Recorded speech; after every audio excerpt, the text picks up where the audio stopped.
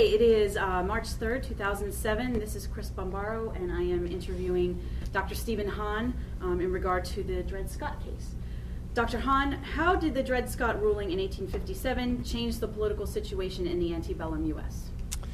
Well, you know, the issue of slavery was causing an enormous amount of conflict ever since the Constitution itself, and certainly as soon as the United States included new territory and decisions had to be made as to whether that territory would be open to slavery or not. But the Dred Scott decision changes things in a number of important ways, because the federal government is clearly attempting to intervene in the territorial issue, and therefore both Northerners and Southerners, slaveholders and those who oppose slavery, now have to look to the federal government as the source of authority. Beforehand, Southern slaveholders tended to be oriented to state rights. They wanted to limit the power of this federal government. But once the Dred Scott case comes down, and the Tawney Court is effectively arguing that it's unconstitutional to prevent slaveholders from going into the Western Territory. But at the same time, you have a Republican Party that insists that the federal government has the authority to restrict slavery. And then you have someone like Stephen Douglas, who, trying to address a Northern audience during the Lincoln-Douglas debates, is suggesting that, in fact, people in the territory could prevent slavery from going there by refusing to enact the slave code. Then Southern slaveholders, especially those in the Democratic Party, begin to call for a federal slave code. And so in 1860, you have an election where you have a Republican candidate who is calling for the federal government effectively to overrule Dred Scott. And you have a Southern Democrat, John Breckinridge, calling for a federal slave code. And so in that respect, whoever wins is really going to be in a position and seems to be committed to using the resources of the federal government to attain their goals. And that's why I think Lincoln's election, even though he assured Southern slaveholders that he had no interest in going after slavery in the states where it existed, I think that's why Southern slaveholders felt that his election was so dangerous. I think we have time for one more. Do you mind doing one more? No, question? Sure. Okay.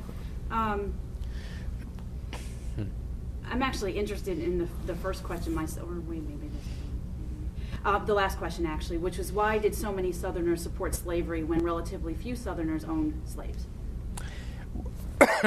Well, in fact, by the time of the Civil War, only 1/4 of Southern white families were slave owners. But that's not an inconsequential number when you also think of people who are related to people who own slaves. And so the large-scale interest in slavery is more widely cast.